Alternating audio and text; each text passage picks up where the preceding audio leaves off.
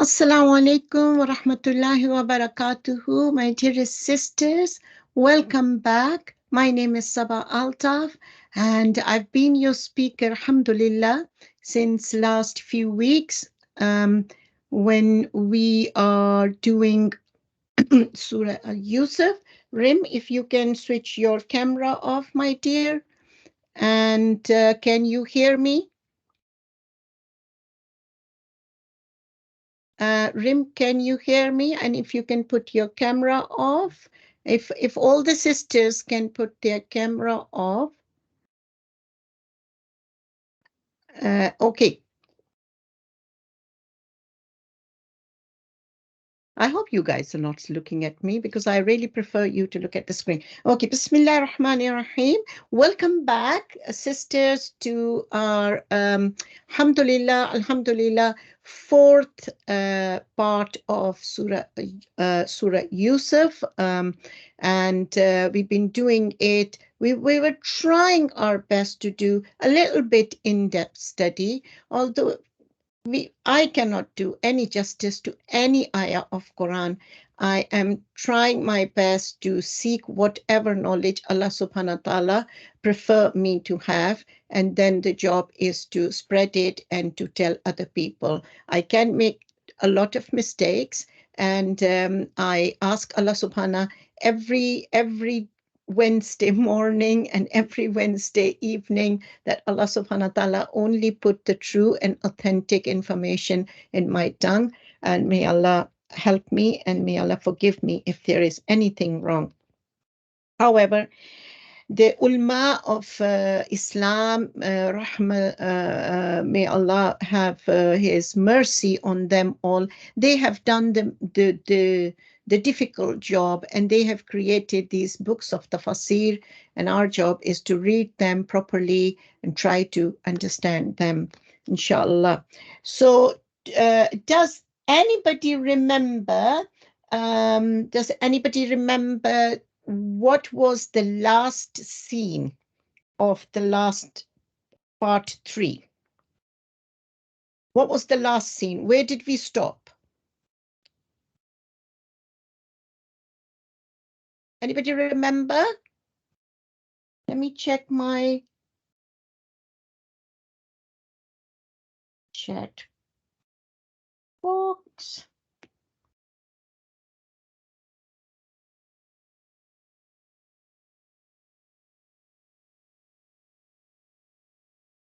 All right, nobody remembers? That's not very encouraging for me. Okay, the last part of the last episode was when Yusuf alayhi salam was offered a job by the king himself to become the king's secretary, and he very politely let it down. He very politely, he didn't take it, and he asked to be the minister of the finance. And what was the reason? That when he saw the dream, he understood the dream. He did give them the 15 years of planning, what to do with the seeds, what to do during the good season, and what to do during the famine time. And he believed that Allah subhanahu wa ta'ala has given him this duty, and he knew that his dream was true, but he was not sure if the other ministers would be able to execute that information accordingly. Because living in the Aziz house for so many years, he understood that a lot of ministers in the court of the king, they were corrupt, and the immorality as well low. And when you are dealing with money, and when you are dealing with public money, it can be very lucrative as well, and you need a lot of discipline, and a lot of iman and discipline. And he was worried that people might have to face starvation. So what we learned in the last lesson was to have the balance, to have a good balance between confidence and boasting or show off. You know what your intention is. So when there is a need of confidence, don't be shy. that it is not boost. It is not show off. So this is what the last lesson was. Inshallah, we will. I'm just trying to read the comment. You wanted to ask it? Yes, sister. We have uploaded all the recordings up till lesson 3. And they are in our WhatsApp group. If you're not part of that WhatsApp group, Rim or Huma can add you in it, inshallah. Okay, what we'll do is that we will today start with the recitation and then we will do the ayats, inshallah. أعوذ بالله من الشيطان الرجيم. وجاء إخوة يوسف فدخلوا عليه فعرفهم وهم له منكرون ولما جهزهم بجهازهم قال ائتوني بأخ لكم من أبيكم ألا ترون أني أوفي الكيل وأنا خير المنزلين فإن لم تأتوني به فلا كيل لكم عندي ولا تقربون قالوا سنراود عنه أباه وإن لفاعلون وقال وقال لفتيانه اجعلوا بضاعتهم في رحالهم لعلهم يعرفونها إذا انقلبوه إلى أهلهم لعلهم يرجعون فلما رجعوه إلى أبيهم قالوا يا أبنا منع منا الكيل فأرسل معنا أخانا نقتل وإن له لحافظون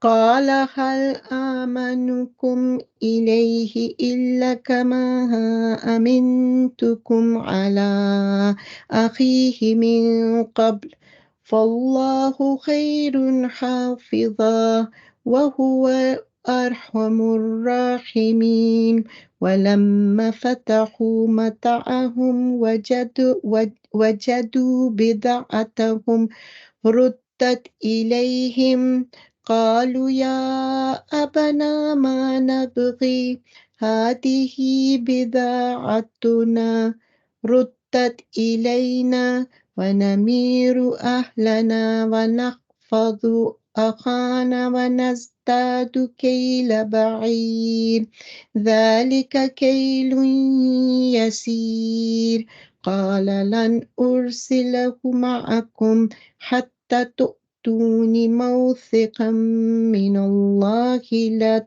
تأتونني به إلا لا تأتونني به إلا أن يحاط بكم فلما آتوه موثقهم قال الله على ما نقول وكيل وقال يا بني لا تدخلوا من باب واحد وادخلوا من أبواب متفرقة وما أغني عنكم من الله من شيء إن الحكم إلا لله عليه توكلت وعنكم من الله من شيء إن الحكم إلا لله عليه توكلت وعليه فليتوكل المتوكلون ولما دخلوا من حيث أمرهم أبوهم ما كان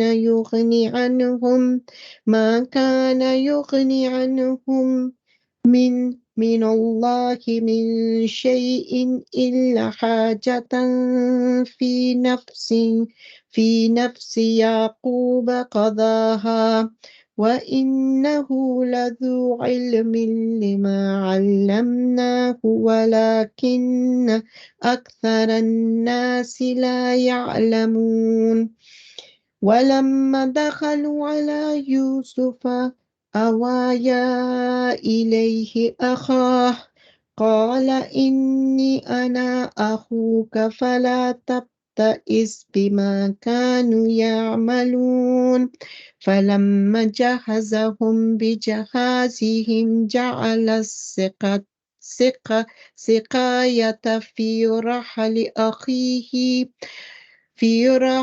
أخيه ثم أذن مؤذن أيتها العير إنكم لسارقون قالوا أقبلوا عليهم ماذا تفقدون قالوا نفقد صواع الملك ولمن جاء به حمل بعير وأنا به زعيم صدق الله العظيم رب اشرح لي صدري ويسر لي أمري واحلل عقدة من لساني يفقهوا قولي. Inshallah, we will start from ayah 58. Now, I will describe a little bit of the background from where these ayahs start. If you remember that Egypt has now going through the 15 years of prediction that Yusuf alayhi salam has done, and it started, with the good years, and then was the famine, and then 2 years. 7 years of good years, and then 7 famine, very bad years, and then 1 year of good year again.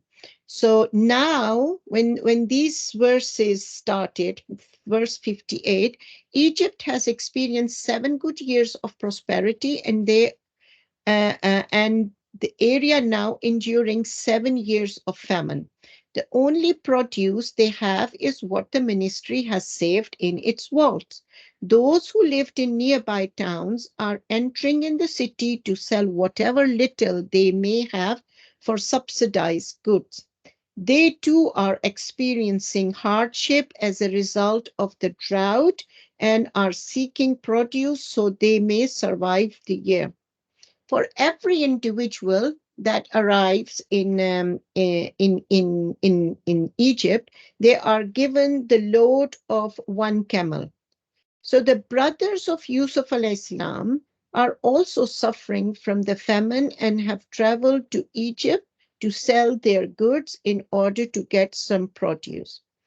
So, however, their father did not trust them to travel with their younger brother Benjamin, and as a result, they are short 1 camel's load worth of goods. When the brothers arrive, they ask whether they can take a camel load on behalf of their younger brother. And so this is the background for how the following conversation will start. So, ayah number 58, it says that then the brothers of Yusuf came and they entered upon him. Then he recognized them, but they did not recognize him at all. Why do you think they failed to recognize Yusuf alayhi salam?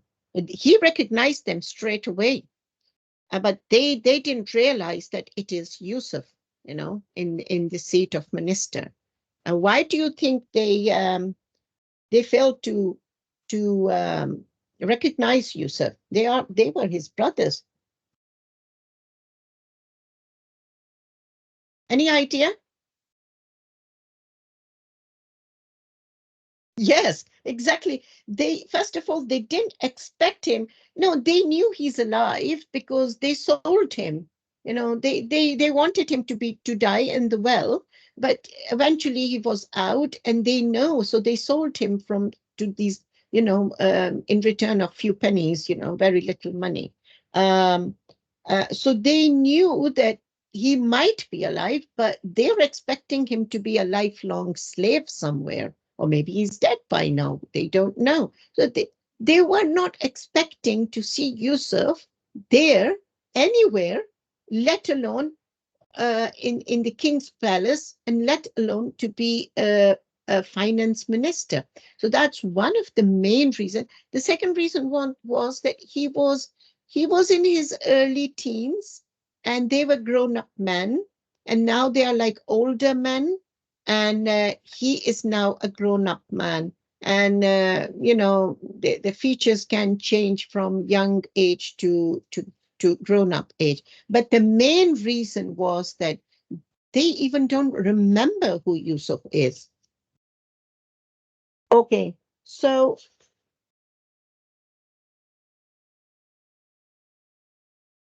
when he had loaded up,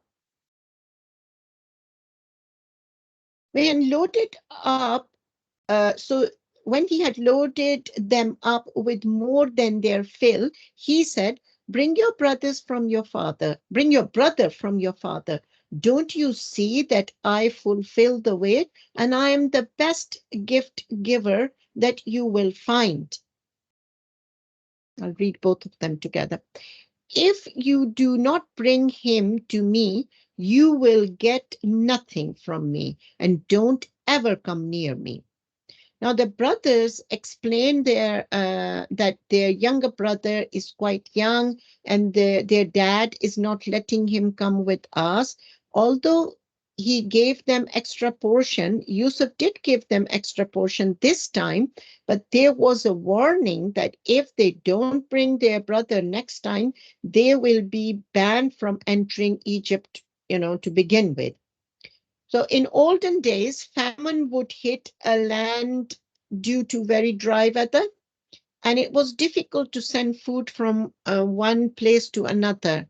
So, I mean, like today, if there is a problem, if there's a shortage of food in one country, we can send the food to that country. But in those days, sending that much food from one country to another was quite difficult, and the whole area was under famine.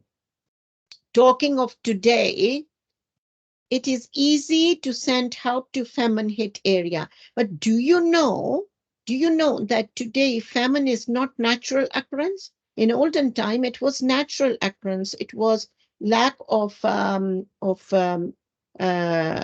wet weather. It was extreme dry weather. We do have extreme dry weather in these days as well. But the main reason of having famine is that it is created. Famine is created because it is controlled by few powerful people for their own greed. Because Allah has provided us with this earth. This earth is oozing with risk. This earth has got enough risk to provide all the people in this world who is sharing with us, and probably another planet as well. That much this is the sustenance is. But because of the injustice which is now prevailing over our world now, because of the injustice, famine is created. Sometimes it is created due to greed, and sometimes it is controlled and due to many other reasons, which there is no time. And we can see now how they are trying to create famine in Gaza. Okay, now going back to the verse, if you do not bring him to me, you will get nothing from me, and don't ever come near me. These are quite threatening words. Why are Yusuf using such threatening words? Because he is desperate to see his little brother. He can't wait to see his little brother. He knows he can't see his father straight away, but at least he can see his little brother. So they must bring him next time. So that is one of the reasons. Okay. They said, we will try to convince our dad. We promise we will do this. I mean, the famine is hitting, and they're also desperate for food as well. And then he said to his young slave, so Yusuf said to his young guard, take their produce and sneak it back into their bags so that they recognize it when they go back to their families. So hopefully they will return. Why do you think he returned their goods? So what's happening is that people were bringing things to sell from their area, so that the money that they will get from this business, from this trading, they can then buy the subsidized grains, you know. Um, but Yusuf put their merchandise. He asked his young slave, a young guard, to go and put it in their cart or in their baggage. Why do you think he did that? Anybody? Do you think? What was the reason? Do you think he liked them? He didn't want it to spend money. He wanted the goods to be with them. He can give them free. What was the reason? So they can be arrested. Not here. No, not here. Entice them. Yes. Yeah. To come back. To entice them to come back as well. Because he realized the produce, the merchandise was so little that he suss it out. They don't have much. They don't have much to sell. And he didn't wanted them to spend too long. He wanted them to come back sooner than later. So he put the merchandise back so that they have enough stuff to bring back again for next load of grains. And that was one of the reasons, so that he can see his brother.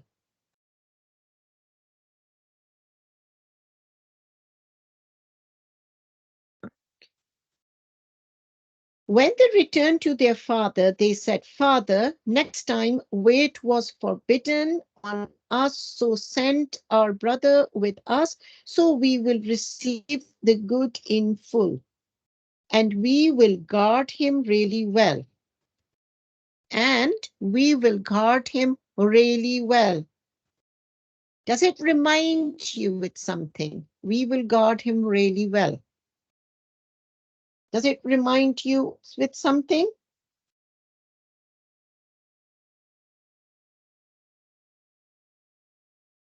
Remind him about Yusuf.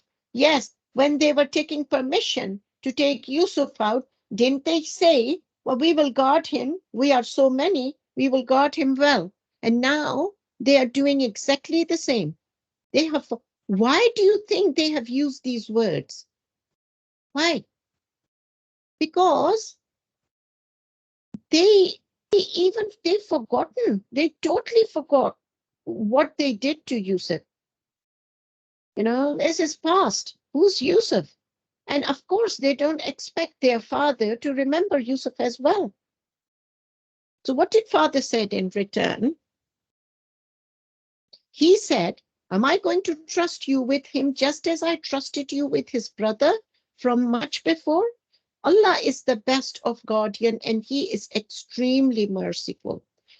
The nature of Yaqub alayhi salam was that when he lost anything, or when he lost temper, when he was very angry, when he was sad, and when he was angry, what would he do? He immediately returned back to Allah subhanahu wa ta'ala. He would take Allah's refuge, and he would remember Allah straight away. What lesson do we learn here? That specifically in the time of anger, when we are angry, take refuge with Allah from shaitan, the cursed one. So, A'udhu billahi minash shaitanir rajim. Say that as soon as you feel that anger is creeping up in you, you've heard something really wrong injustice, you get really angry. I get angry when I see the footage on YouTube or on media about Gaza. I get very angry, but I can't take my anger on anything. So the best is that I pray to Allah, and that would probably be good for me and good for the whole situation that I pray. That's at least I can do that. Okay. And when they opened their bags, they found all their goods. They had been returned to, so the goods have been returned to them. They said, Father, what more could we ask? This is all of our goods being returned back to us. We will feed our family and we will guard our brother, and we are going to be increased in the weight of an entire camel. That is an easy weight. So, they're really happy. They didn't even think, why did the minister send the goods back to us? They're just thinking he is extremely good man, and he feels sorry for us. They didn't, they were not type of people who would ponder on things. This is the personality the Quran is reflecting. And keep that in mind, the personality, the characteristics and all that. Um, okay, we will feed our family. Okay, so here it says, and we will feed our family. They specifically use the word our family, ahlana, to bring urgency in the matter. Does it remind you of something else? A similar situation? Do you remember a very similar situation that here they are saying our family? So they're reminding dad the whole family is waiting. We're going to go, the whole family can be starving if dad is not making the wise decision. So now they're saying that, look, he's even sent us the goods back. We can easily go back when our crops will finish, this one will finish, we can go back now because we will have the same merchandise to go and sell. So everything will be okay. And they're saying our family so that they can bring, they can bring a little bit more pressure on Yaqub alayhi salam. And I asked you, do you remember similar wordings? How the king's guard and the winemaker said to Yusuf, the people are, the nation is desperately waiting for you, Yusuf. Please let us know the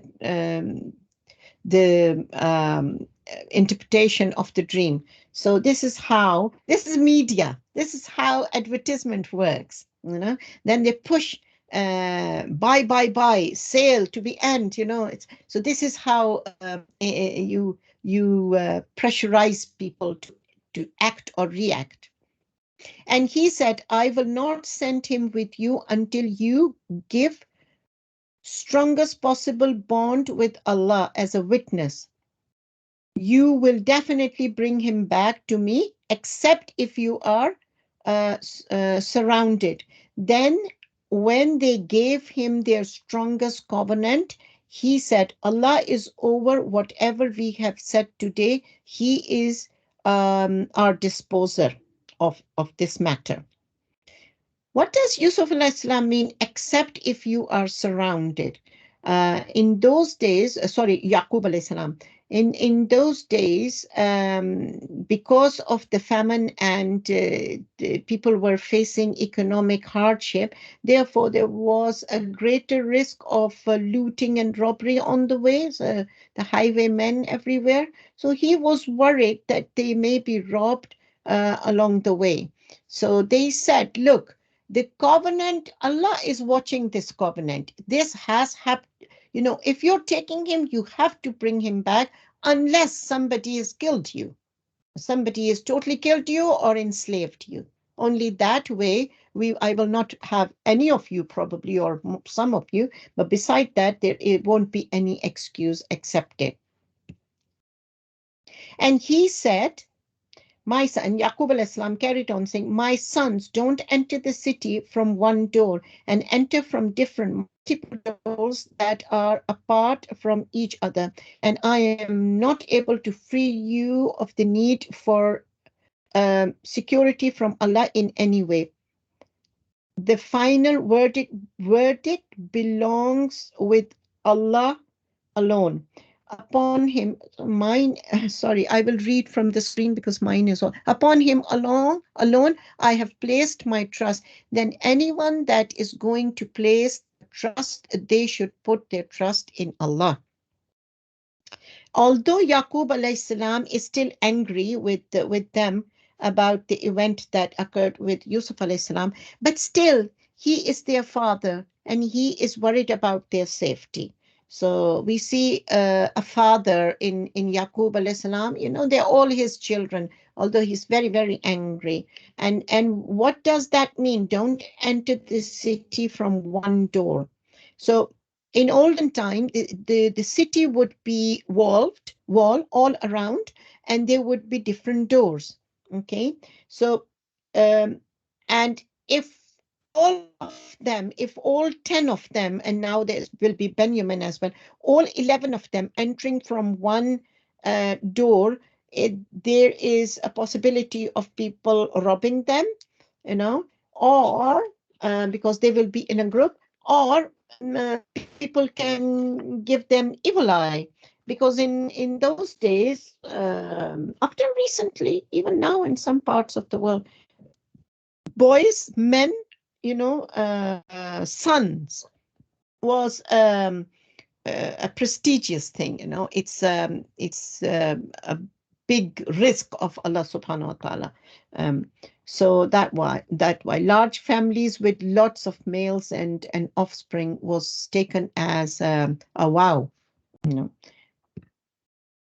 Then when they entered from where their father had commanded them, they weren't going to benefit from that in any way. This is what Allah subhanahu wa ta'ala is saying. Except this was a need in the heart of Yaqub, so he executed it. He was a great possessor of knowledge from what we have taught him. However, most people do not know. Although Allah says that Yaqub alayhi salam is a knowledgeable person, and he gave them good advice to take extra precautions, of course, but still it is not a substitute for trusting in Allah, meaning that we do our best in planning something, but the end result will always be in Allah's hand. So Allah do not like us to depend, we have to have a good balance. The best is to have a balance between planning and trust in Allah. Allah do not like us to totally depend, although we are totally dependent on Allah, but our attitude should be that we will work very hard for whatever we are planning to do. If I need a job, I need to seek it. I'm not going to sit on a settee and watch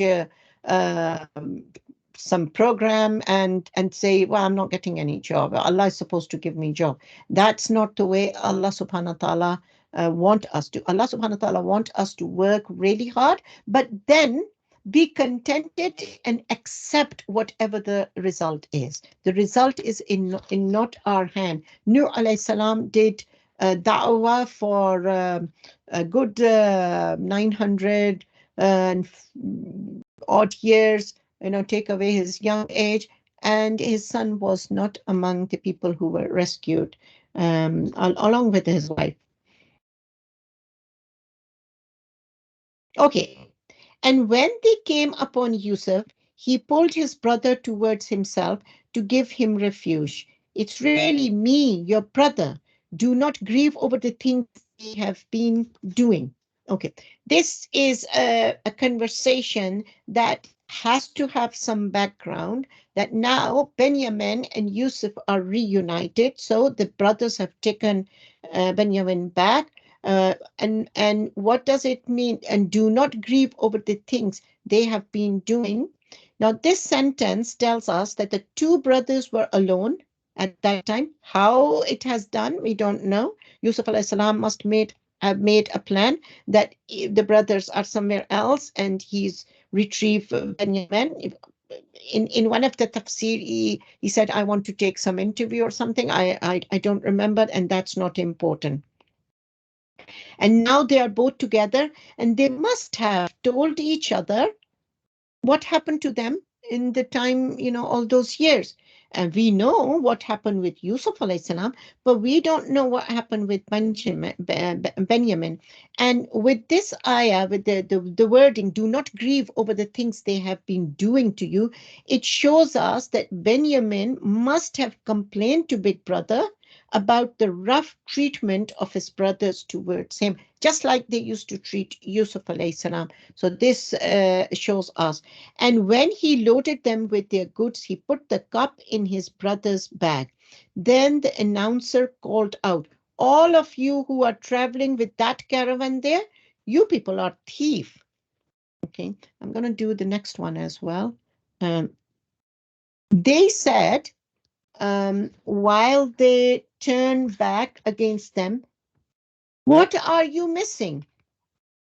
So most probably, Yusuf confided in Benjamin about his plan. This is a speculation that Yusuf must have told Benjamin, look, mate, I'm going to be putting this cup, this king's cup, the golden king's cup in your bag. Don't get scared. Okay, this is my plan.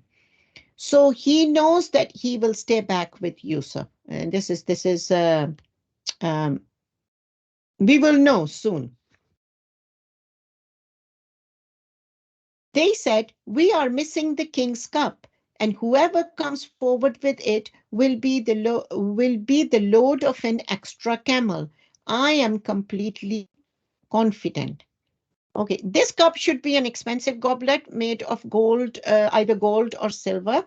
And what does that mean? And this is the guard speaking, you see. The guard is saying that stop, you are all, the king's cup is being missing, and it's in your it's you people are all thieves. This straight away he has condemned them and blamed them.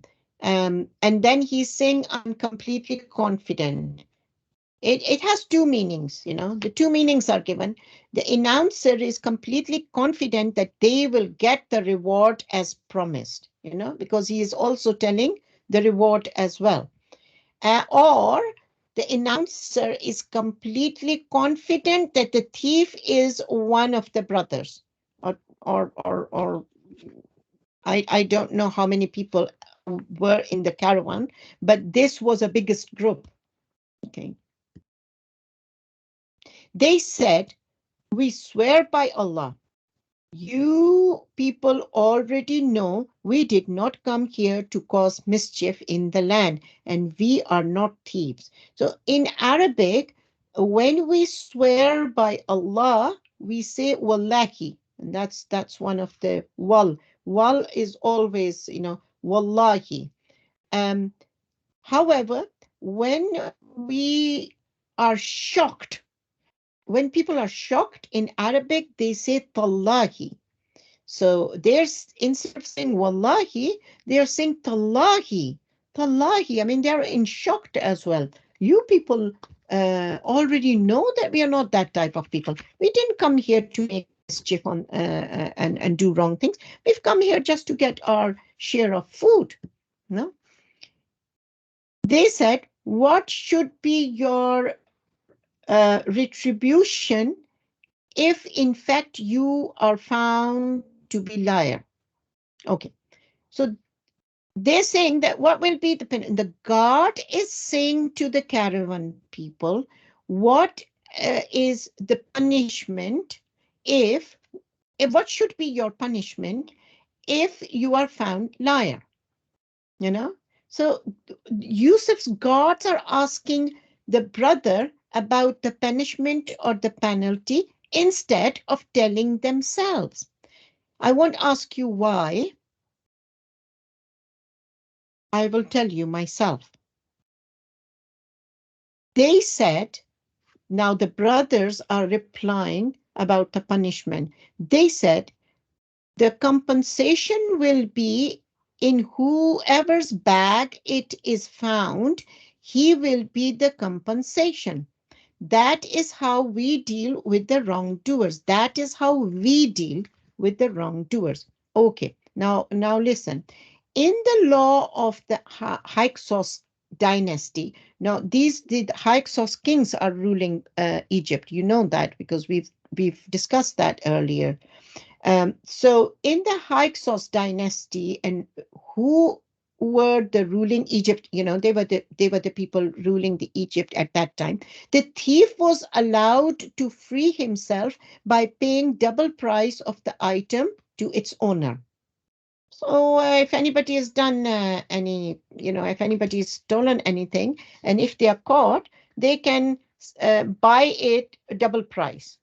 Okay, so if it's £100 worth, they have to give £200, and that's it, and finish, last.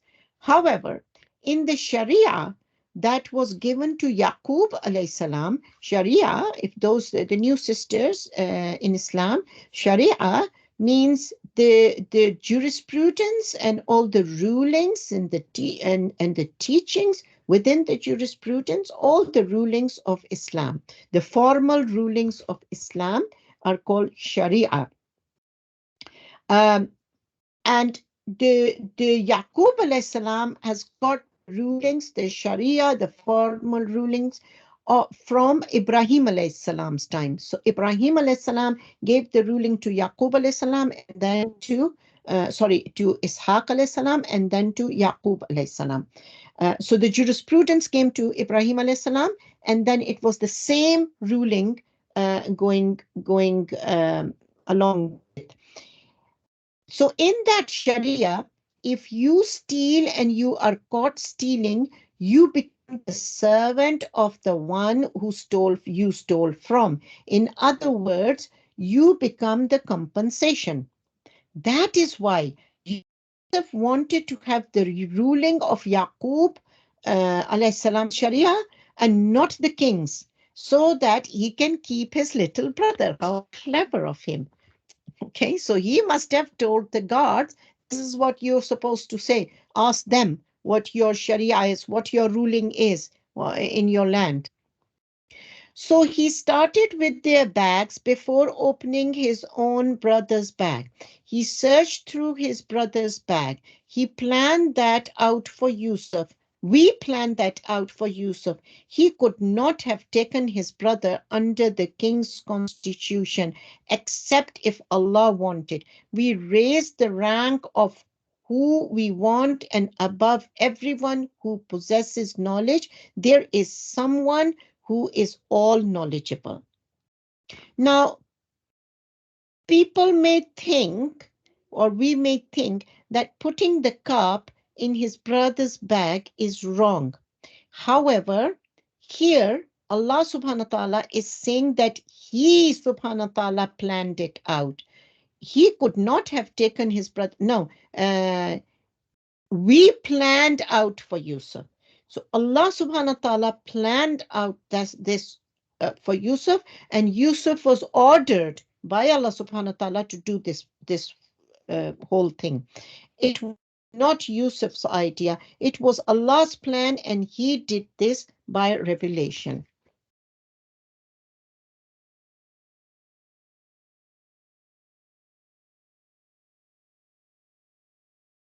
I think there is more to the last ayah. Sorry, just sort it out. Okay.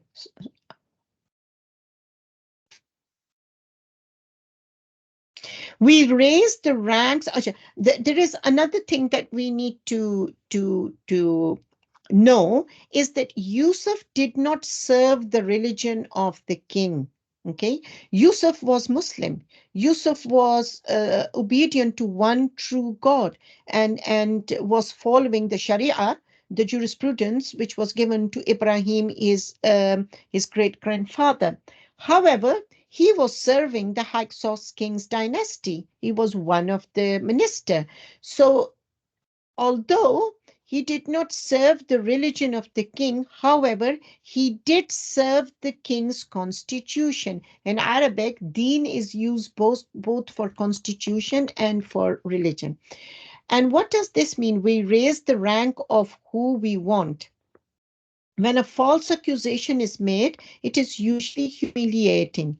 Yusuf already has experience with false accusation, and it was humiliating for him too. Now his brother has been falsely accused, but here Allah subhanahu wa ta'ala says, even if you believe it to be humiliating, Allah can raise the rank of whoever he wants. Allah raised the ranks of Yusuf alayhi salam.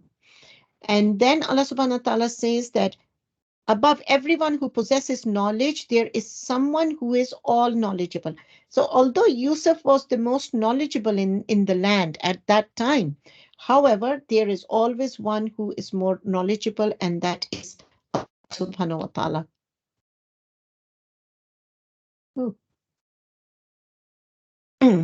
They said, no wonder that he steals for a brother of his, no wonder that he steals, for a brother of his stole before. Yusuf hid his reaction to himself, and he said to himself, under his breath, you are worse from where you stand, and Allah knows best the kind of descriptions you make. There is a narration that why did they say that no wonder Benjamin has stole or is stealing, because his brother was also like that. Why did they say that his brother was like that? Because when Yusuf was a baby, his mother passed away. When Yusuf was little, Benjamin was a baby, and Yusuf was little, toddler, when their mother passed away. So Yaqub alayhi salam was looking for a babysitter, probably a wet nurse or a babysitter, to look after Yusuf. So Yusuf was living in the wet nurse or the babysitter's house at that time. And um, she loved him so much. You can imagine what a beautiful baby Yusuf must have been, alayhi salam. She loved him to pieces. She was so much in love with him that when Yaqub alayhi salam wanted to have Yusuf back, that he's growing up, he should be with his other brothers, she just could not imagine letting go Yusuf. So she falsely accused Yusuf of stealing. Can you believe it? Now this is I think this is a biblical story. Um, and Yaqub al-Islam had to leave Yusuf for a little bit longer time. And he stayed with her until she died. And then Yaqub al-Islam came, Yusuf al-Islam came and living with Yaqub al-Islam. So that's why the brother said, oh, we know Yusuf also has stolen, That's why it's nothing new that this brother has also, steal thing. Yusuf hold back all the anger and rage that is brewing inside of him and does not confront them regarding their accusation. One of the best ability of human being is to be able to control his anger. There's a hadith of the Prophet Muhammad sallallahu alaihi wasallam, and he said that the most strong among you is the one who can control his anger. So Yusuf al-Islam at that time, he did not react, and he just controlled his anger. What the brothers were saying, they said, minister, sir. In Arabic, in the verse, it says, Aziz, ya Aziz. He has a really old father. Benjamin has a really old father. Just take one of us in his place. We see you are someone who does many favors. Now, for the first time, we see something genuine in them. They really don't want to hurt their father. They really are very scared of breaking this covenant and pledge this time. And they're ready to give up one of them, you know. So there, and also notice, there comes a time when Yusuf was called Aziz. He was a slave in Aziz's house, and today Yusuf become Aziz, and his own brothers who thrown him in the well, and he sold him as a slave. They are now calling him Ya Aziz. He said, Yusuf said, God forbid we would take anyone, astaghfirullah, we would take anyone except the one we found the good with. If we did that, we would be wrong to our friend. No, no, no, we're not going to substitute anybody. Oh, astaghfirullah, we're not going to do that. Except the one we found the good with. Yusuf is not calling him thief, Benjamin, but the one we found the good with. Then, when they almost lost hope, they moved away from the crowd and began a private council.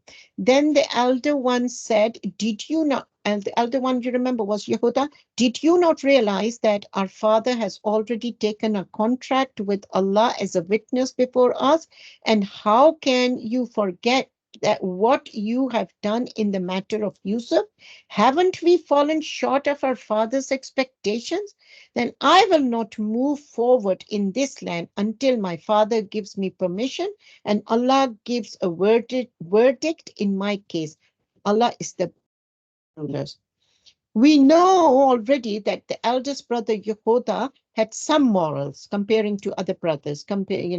However, he seemed to have a weak personality that the brothers can easily intimidate. That was one of his problems.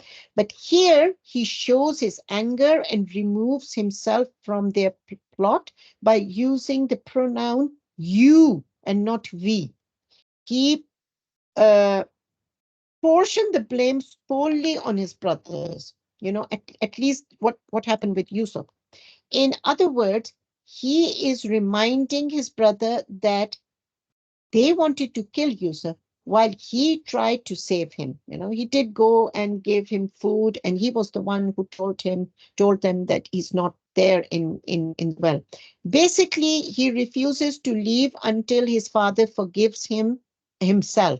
He convinced, because it was he who convinced his father to let Yusuf go, and it was he who convinced his father to let Benjamin travel with them. He is therefore taking responsibility for his action. And before that, we saw him a very weak personality. Now we see that he's really, defending himself and defending the situation and putting the blame on his brothers. So he's saying to his brothers, go back to your father and tell him, Father, your son has stolen, and we are not testifying to anything except that which we came to know. And we could not have been guardians of the unseen. So the brothers are attempting to absolve themselves from any blame by telling their father that they promised they would guard him, but they had no way to knowing that he was going to steal. However, they have not witnessed the theft. If they were aware that someone from among their own family was going to steal, they would not have suggested either taking Benjamin with them or telling, guard the compensation. Ask the town. So they said to the father, ask the town that we were ask the town that we were at or the caravan that we came in. We are telling the truth. When they left their home, it wasn't only them on the caravan, of course. There were many other people as well from their neighborhood. And they're saying, go and at least go and ask them. So at least this time, the brothers are telling the truth and giving, a right account of the things. So this time the brothers are telling the truth, but they are in trouble. They don't know whether Benjamin has done any stealing. They believe he must have, because Yusuf have in his young age. But they are in deep trouble. They are very bit scared of dad as well. And the older brother is still in Egypt. He refused to travel, and there is no Benjamin. The Benjamin has been detained by Yusuf alayhi salam. So we're gonna stop here, and we will have a very quick look to the learning points. I wish I had enough time to ask you guys, but the learning point is the first one is to learn to control our anger by turning to Allah, yeah, and by taking refuge with Allah from shaitan. So both Yusuf and Yaqub alayhi salam had superb quality of ihsan. What is ihsan? Can anybody tell me what ihsan is? Have a very quick, because we are running low on time. Anybody can define a simple definition of ihsan, the word ihsan. I know that a lot of some of the sister might not know, but those just sisters that I know. No. Okay. When you know that Allah is always watching you, to worship Allah as if we see him. Both of you are correct. That's right. If you can't see Allah, then imagine that Allah can see you. And that's what ihsan is. And when, Yusuf and Yaqub alayhi salam, both of them had superb quality of imagining Allah is there, with them in good times and in bad times, and would turn to Allah in their weakest moments, thus saving themselves to show any reaction. We were doing anger management course, and they were saying that reaction, how you react, your reaction can make you win or lose the argument, the battle, the situation.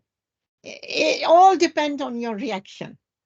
So ponder over this. Maybe just this bit of the whole of the story, the 1 hour that we have spent, just ponder over it the next 6 days, inshallah. We must do our strategic planning, but know that the result is always in Allah's hand. Yaqub telling his son to enter the city from different gates. Yes, we must do the precautions. His precautions were spot on for that time, in that culture and in that time. But he rely on Allah, whatever the result is. Then we learn that Allah is the best planner, and He, subhanahu wa ta'ala, elevate the ranks of who He wants. So Yusuf from slave in the Aziz house, in the well, then in the Aziz house, and he was a slave, and now he is Aziz himself. And the brothers sold Yusuf for a lifetime slavery, but now they are begging for food to him. So subhanallah, this is how Allah subhanahu wa ta'ala changes the situation. If we choose to obey shaitan, he will misguide us with the urge of doing more sins. This is something also. It's so good. It's something we should write down and stick it on the fridge for all the children as well. If we choose to obey shaitan, we will misguide. We always know when we're obeying him. He will misguide us to do the urge to do more and more sins. The brothers did not learn any lesson in Yusuf's case. They were same with Benjamin as well. This is the punch, that they were not ashamed. Nothing happened to them. And this reminds, when we see the history of Bani Israel, we realize that Allah subhanahu wa ta'ala has put them in calamity throughout the history.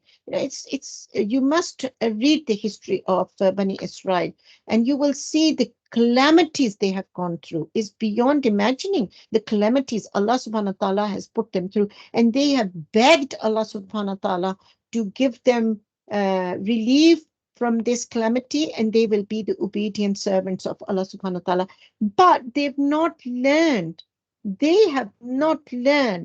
from Pharaoh to Bakht Nasser to Hitler.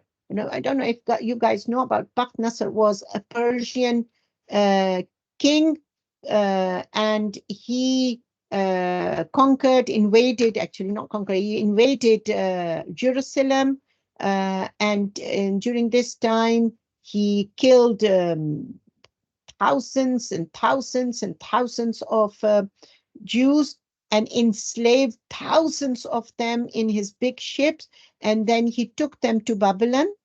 And it was these were the Jewish slaves who built Babylon. Okay, and then Sayyidina Umar ibn al-Khattab, the second Caliph of Muslims, the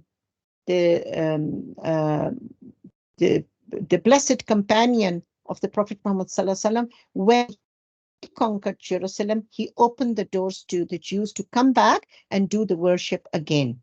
He allowed them to do their worship again.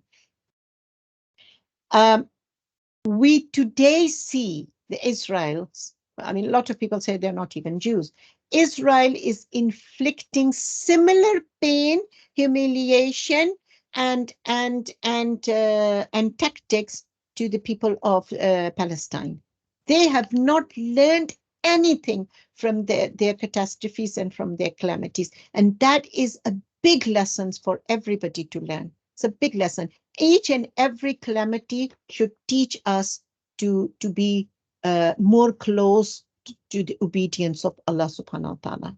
Wa akhiru dawana an alhamdulillahi rabbil alameen. Whatever good in this story related by me was from Allah subhanahu wa ta'ala, and whatever wrong was from my shortcoming, was from me, and may Allah forgive me, and may Allah give us the tawfiq to have the control to develop our ihsan, to know that Allah is there, to talk to him, to discuss matters with him, to cry with him, to him, not with him, to cry to him, to complain to him, to thank to him.